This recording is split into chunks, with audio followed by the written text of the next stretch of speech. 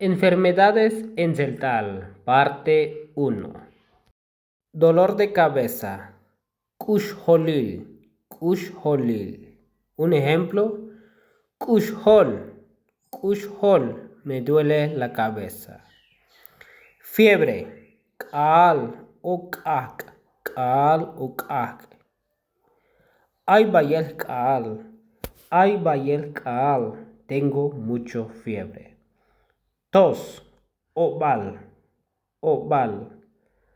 Ay cobal, tengo tos. Escurrimiento nasal o mucosidad, simil. Ay bayel sim, tengo mucho moco.